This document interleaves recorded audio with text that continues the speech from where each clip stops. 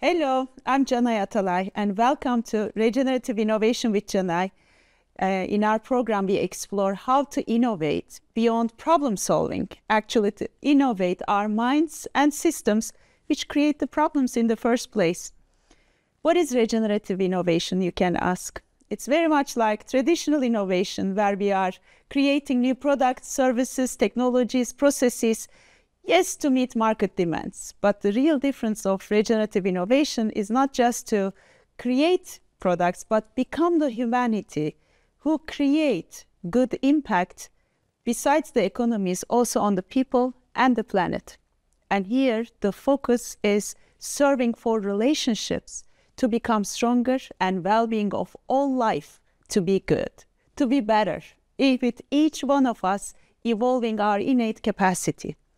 So let's explore the dimensions of regenerative innovation, a very timeless and at the same time timely invitation to reclaim our humanity, to be better, to take better care of ourselves, of each other, and our beautiful planet. And in each program, we invite an expert who is walking to talk and creating regenerative invitations to their networks and really researching, exploring new ways of doing things that is good for life. Today, I'm very excited to have dear John Hagel, who is a very seasoned advisor, consultant, author, and I would like to introduce him to you. John has spent over 40 years in Silicon Valley and has experience as a management consultant, entrepreneur, and author. He is driven by a desire to help individuals, institutions around the world to increase their impact in a rapidly changing world. John is the author of 7 books, including the recent one, which I'm very excited about, The Journey Beyond Fear, that addresses the psychology of change. And with his new company, Beyond Our Edge, he works with companies and people who are seeking to anticipate the future and achieve much greater impact. He is on the board of trustees of Santa Fe Institute, which is an organization that conducts leading-edge research on complex adaptive systems, and he also serves on the faculty of Singularity University. John, welcome. Thank you very much. I appreciate the invitation. I love to see you. Thank you so much for being here.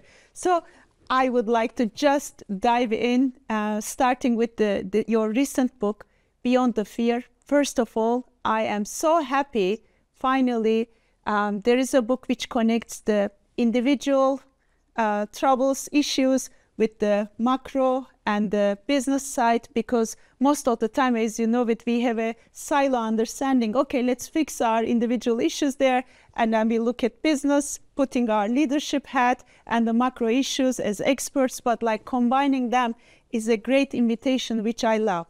And in your book, you are talking about the 3 pillars, and I would like to talk about them beyond fear. The narrative, passion, and platforms, when you are approaching how we can go beyond fear. And I'm wondering, a summary of what you want to achieve with this book, what you are inviting the leaders to, but especially for the narrative side, John, I'm so curious. Before we go to the next pillars, I have a feeling that many of us are failing in the narrative part because it's so ingrained in our psyche, in everything that we make sense of. As leaders, who, especially those who are leading big organizations, how do you see them changing their narratives while still keeping a sense of reality, being grounded and taking good care of their companies with big responsibilities? How do you do that while shifting narratives and still carrying the responsibilities of an as-is reality? Yeah. No, it's complicated for sure. I should begin by saying that I actually have a very different definition of narrative than most people do. When I talk about narratives, most people say, oh, you're talking about stories. Yes, stories are important. No, for me, there's an important distinction. Stories are self-contained. They have a beginning, a middle, and an end to them. The end, the story is over. and the story is about the storyteller or it's about some other people, real or imagined, it's not about you. You can use your imagination, figure out what you would have done, but not about you.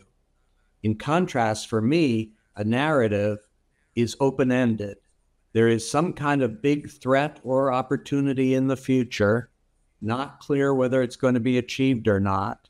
And the resolution of the narrative hinges on you. It's a call to action to say your choices, your actions are going to help determine how this narrative plays out. And it becomes even more complicated because I think narratives can play out at many different levels. I start in the book, as you mentioned, with the individual, because I think that we all as individuals have a narrative, a personal narrative, but very few of us have articulated it, much less reflected on whether it's a narrative that's really useful and meaningful to us. And I think in my experience, more and more people around the world have adopted a personal narrative which is based on threat in the future, or the future is threatening. That's their focus, not opportunity, it's threat. And it feeds the fear, and it makes them more reluctant to ask for help because they don't trust others. It's all on me. I just have to figure out how to do this. So again, one of the reasons I'm so focused on this is, in my experience, the process of just articulating that narrative and saying, oh, really, my view of the future is mainly about threat and I'm not asking for help. It kind of is a catalyst to say, is this really the best narrative for me? What better narrative could I adopt that would help me to achieve more impact? And so in my work with with leaders in organizations, I find that, in fact, they have personal narratives which they don't want to express to anybody outside, but that is based on threat and driven by fear. And so it's starting with reflecting on what's a better narrative for them that could help them to achieve much more impact. And I think there are many different elements that can help them if they are afraid, and most of them are, frankly. Yet I say that when I build trust with a leader and get them in the privacy of their office, they'll tell me how afraid they are. They know that leaders can lose their jobs in an instant, and there's increasing pressure and increasing change. There's a lot of pressure, and so they're feeling the fear. And I think that it's an issue of recognizing the fear, first of all, acknowledging it, finding a way to shift your focus to an opportunity that is really exciting and meaningful to you, personally as well as for the organization. And then finding an approach, I call it scaling the edge, because we live in a world where fundamental change is going to be required for regenerative innovation. It's not going to happen with just a few moves. It's changing everything. But I ask leaders to resist the temptation to go top down and say, we need to change everything. We have to do it right away. It's going to cost a lot of money. It's going to take a long time, but trust me, wonderful things will happen. No, I talk about an approach I call scaling the edge, which is, instead of trying to change everything all at once, find an edge to the existing organization where you can start to demonstrate the opportunity, the potential of the opportunity, and achieve real impact and learn from that impact, and then scale that edge until it actually becomes the new core of your business.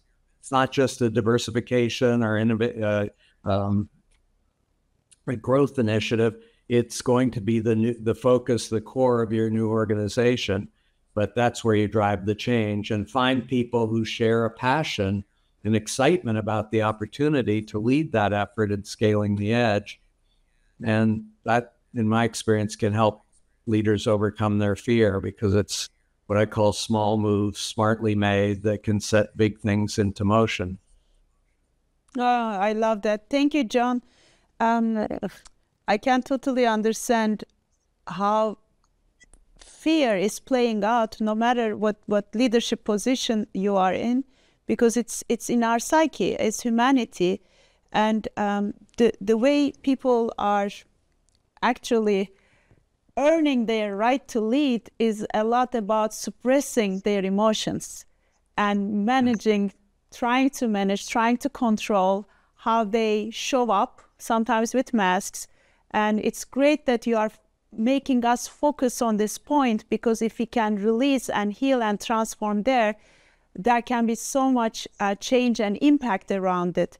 I really also like the invitation, Scaling at Edge.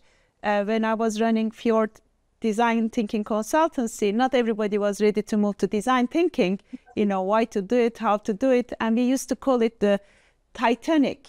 The big organizations are like Titanic. You see the icebergs are there. You're going to hit for sure, but you don't know how to make that change. So you just throw the lifeboats, and only a couple of people, and which we picked up the ones who are ready for it, who are desiring, like the passion piece that you are talking about. And when we demonstrate, actually the lifeboat is either going well, or maybe there needs to be some tweaks, but it becomes a benchmark to the Titanic, so you can change the way that you are going and not hit the icebergs, which I feel like and we have been talking about it, right? Like with every guest before you, the existing approaches and the way we are hiding things, the way we are avoiding things are not working. So we need another way. And how are you going to find that other way? Because it's not going to come from your previous information and knowledge. You need to surrender to a level which is the unknown. And it's scary. We are scared of it. And you are inviting us to find that fear as an opportunity to go through it by noticing within you, this is how I am wired to think about the future. This is how I have always thought. Now, let's find a passionate future. Let's find a new narrative and ignite the passion about it and scale from there with the platforms. I love that. And I want a demonstration, John, if you are up for it. Can we do a short demonstration of a time travel? Okay, I loved your blog, by the way. I really wholeheartedly encourage for you to go on John's website. You are writing very clear, simple, and very strategic invitations in such a language that makes you feel like, okay, I can practice it starting from today. And in one of your articles, you are talking about, yes, there is all this accelerating change, but how do we prioritize? Where do we start? Is it the past? Is it the present? Or is it the future, right? And you are inviting us to start with the future, have a new narrative there, come to the present, but also go to the past to learn from past mistakes. So that becomes a really good approach to navigating this, all these different things happening at the same time. And I would like a demonstration of it. Can we do a time travel together? Sure. Absolutely. Okay, so let's do this, because I really want our audience to get the benefit of it.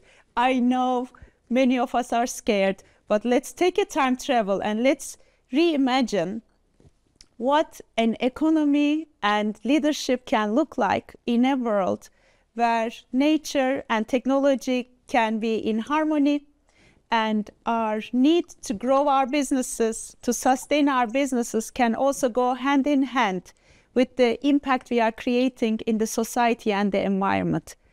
Let's do a time travel, a short one, John. Walk us through that. Wow.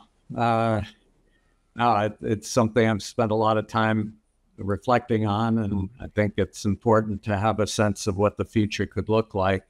It's, in my view, it's looking ahead to see a world where we've created an environment where everyone can find and pursue a passion of the explorer. And again, I should be clear, passion is the second pillar you mentioned in my book, but I have a very specific definition of passion. It's based on research, It's what I call the passion of the explorer.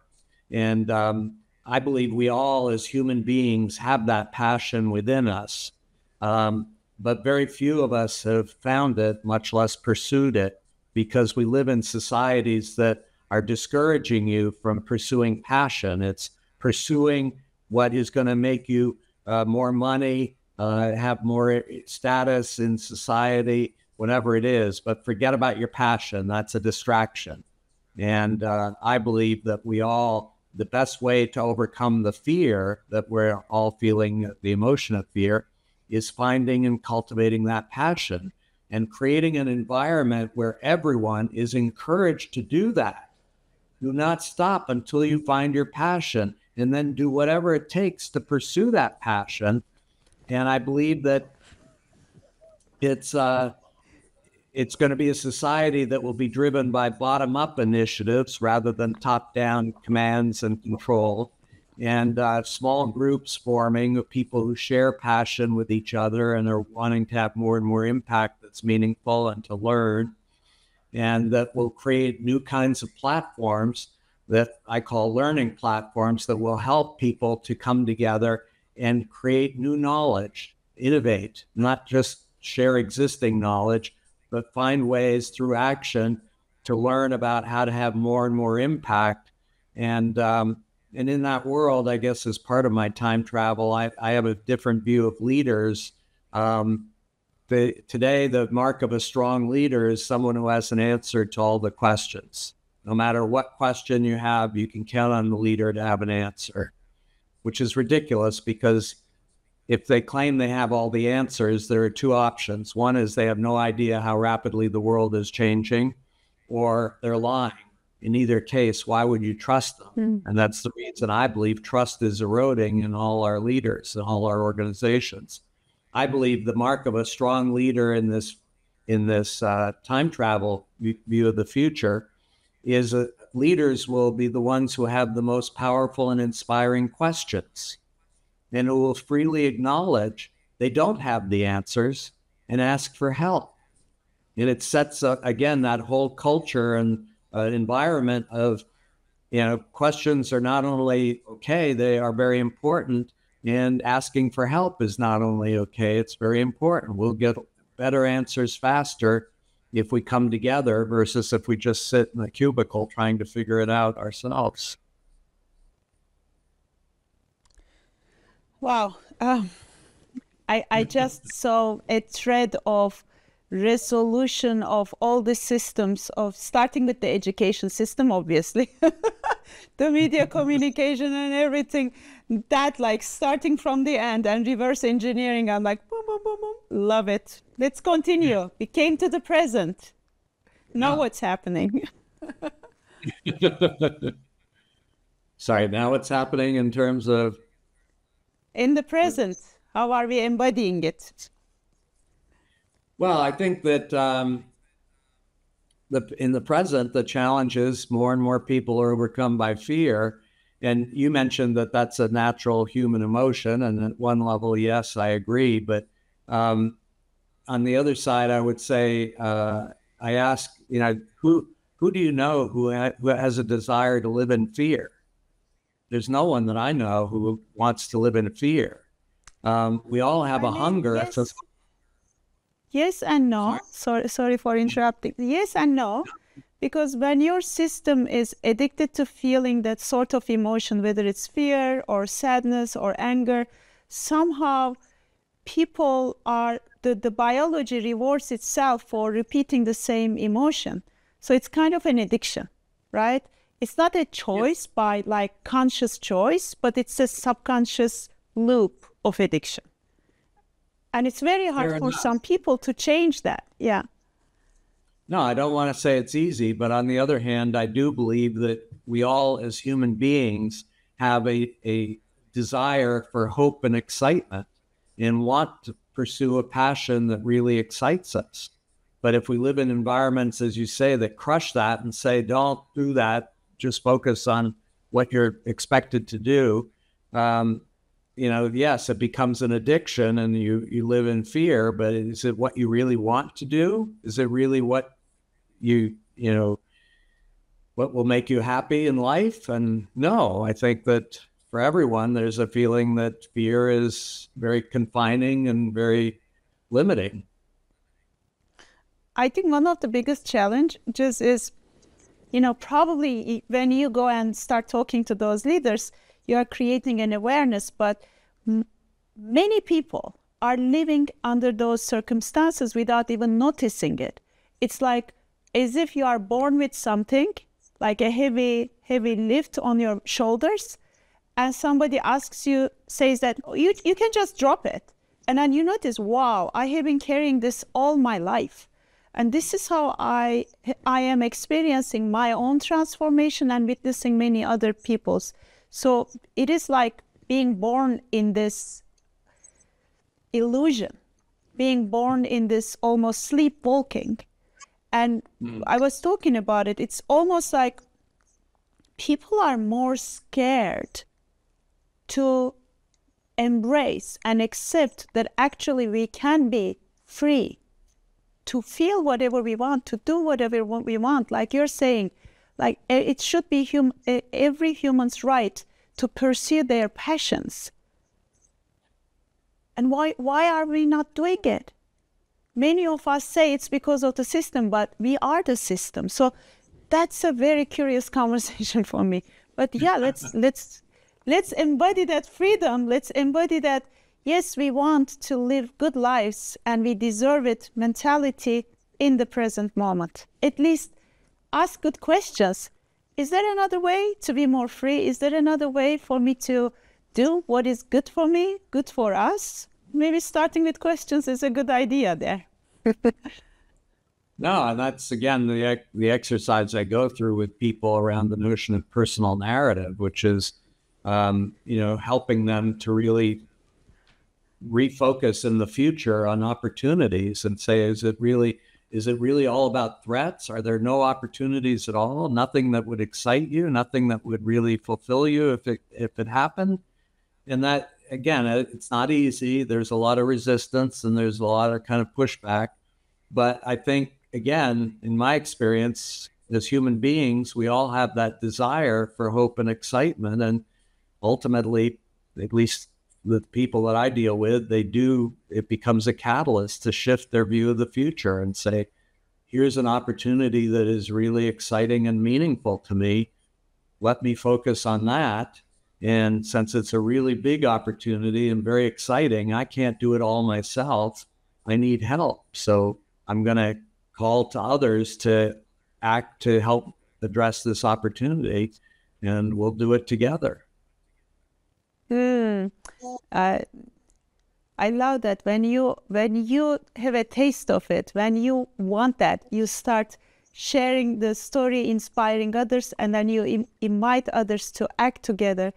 And I also recognize that individual work is very important, but being together as a community in the platforms is essential for this transformation to happen for all of us. And now I want to go to the past, John, because I know for being able to write the books that you're writing and doing this work with the leaders, you must have gone through your own personal processes and are going through your own personal processes. Would you kindly share with us one of your fears, maybe a major one, maybe a not so major one, that you have gone through yourself, or maybe you are still in it, and what narrative were you carrying, and what shifted for you, and what was your experience like? No, it's complicated. It's been a long life and many different dimensions to it. Part of my book is a personal memoir because I did make a journey beyond fear. It took me a very long time, and my hope with writing the book is that I can help people to make the journey in a shorter period of time, but reflecting on the lessons that I learned in my journey. But I grew up in a childhood of great fear with it's a longer story, but I had a dysfunctional family and a lot of anger from my mother. And as a child, the way I dealt with that was to go into my bedroom and read science fiction books. And at the time, I grew up many, many decades ago. Science fiction, it's interesting, was all about utopian futures, amazing, incredible futures of what we can accomplish together. And it was just so inspiring to me to be able to read about that future and say, as scary as the present is, the future is full of opportunity. It's interesting, just as an aside now, I will say that the science fiction genre, if you read science fiction novels today, they're largely about dystopian futures, the incredibly horrible future that's ahead of us. And it feeds the fear, it reflects the fear.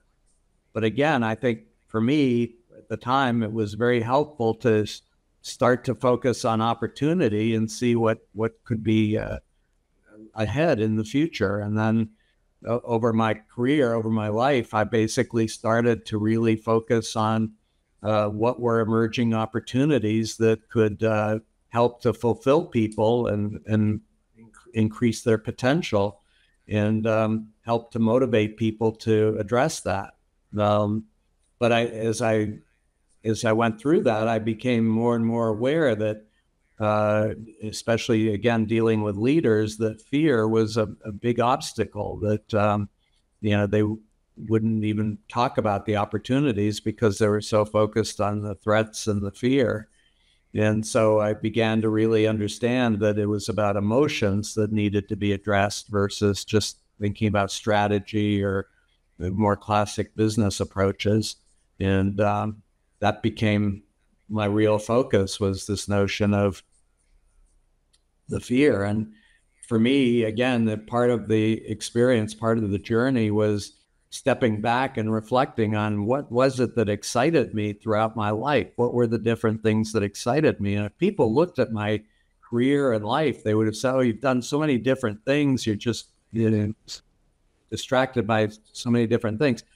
But the common element that I found when I reflected on it was that all of the things that excited me were about looking ahead into the future and seeing emerging opportunities that few others had seen, helping them to see the opportunities, and then helping to motivate them to actually address the opportunities, not just see them, but to act on them.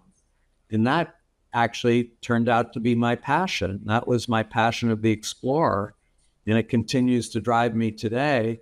And it really helped me to overcome the fear that I had as a child and as a younger adult. Thank you for sharing, John. And I'm so happy you have alchemized that fear and pain into such inspirational superpowers and services for all of us. So, John, I have one final question for you. In this program, we are very curious explorers, and we like to explore together. And each guest asks a question to the next one. Our previous guest, Luis Gallardo, he asked you a question, and I will pass it to you.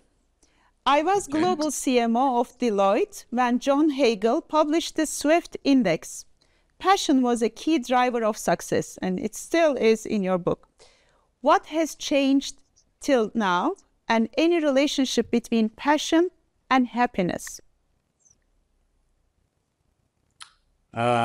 Well, nothing has changed in the sense that I'm still very much focused on pursuing my passion. I've made that my commitment as to whatever else there is, I need to be able to be in an environment that will help me to pursue my passion. And I would say that, to the question of passion and happiness, I mean, I believe passion and happiness are deeply related, that, those who are able to pursue their passion are profoundly happy because they're achieving impact that is deeply meaningful to them. But they're also going to be very unhappy if they live and work in an environment that prevents them from pursuing their passion. So if they've already discovered their passion, and the environment is saying, no, focus on this instead, they're going to be very unhappy. And my hope is that it will motivate them to actually move to an environment that will allow them to not only allow them, but encourage them to pursue their passion. And that's something that I've done throughout my life. When I found myself in environments that were, blocking me or obstacles to pursuing my passion, I ended up ultimately moving and finding an environment that would help me to do that. So that's, yeah. I should mention too, just as a quick observation, many people interpret me as saying you should eliminate fear. I don't believe we eliminate fear. I believe people with passion, the passion of the explorer, they still feel the fear. They're doing very risky things that have never been done before. They're achieving impact that's never been achieved before. They're afraid, but they're continuing to pursue it because they're so excited. The excitement overcomes the fear, and the fear helps them to focus on, okay, what are the risks? How can I minimize the risks and overcome the risks? But it's that excitement that drives them and really focuses their action. Beautiful. When I'm feeling fear, it's like bad imagination. I hear my mind talking to me with all the possibilities of what can go wrong, and very few of them actually come to realization when I'm looking back at my life. But when I'm feeling my passion, it comes from another channel almost. And its tonality and the invitation is not forcing, it's not like pushing, it's more like expansion. So I know the mental chatter of fear is very different than my conscious invitations, which following my passion, and it's unique to us. I totally agree. But passion encompasses fear. Fear is this little nagging brat in you. It is the ungrown side of us, I think, very primitive most of the time. Thank you, John. So I invite you to ask a question to our next guest, who is Adip Dada, and he lives by his passion. He's a regenerative architect living in Lebanon and doing amazing work around the world. What would be your curiosity to explore together with him? No, I'm impressed by what he's done. I think, again, it ties back to this whole notion of opportunity narratives. And I'd say, the question is something about, what's a really inspiring and exciting opportunity that could bring all people together around the world to create environments where all living things thrive, not just human beings, but animals, plants, all living things are thriving. What is that environment? And how can we create that opportunity to create that environment? I would not expect anything less than this question from John Hagel. Thank you so much for daring to go to the yes. Let's aim for that. Why not? We can go to space. If we can create wars, we can also achieve that, right? Thank you, John. It was such an amazing conversation. Listening to you is always very inspirational. And I'm looking forward to catching up soon and maybe do something in Istanbul, in Ibiza together. Thank you so much for your work. Well, thank you. I appreciate your interest for sure. Yes, today we were with John Hagel and we dived into what is Beyond Fear, his latest book. And as a very senior advisor, consultant, author, I love that finally we are connecting the dots of our inner psyche and with our creations in our businesses and in our world. And here, the invitation is again to grow up. Own your fears, take an honest look at yourself, and let's go beyond the fear by imagining and immersing ourselves into potential futures and acting together with our passion and our platforms. I'm inviting you to join us in regeneratex.co, where we are coming together as experts, innovators, leaders to collaborate on how we can not only in our projects, but also growing ourselves to be the leaders of the future, because we know if we reclaim our humanity, we can and we will take better care of ourselves, of each other, and our beautiful world. I see you in our next episode. Thank you for watching us.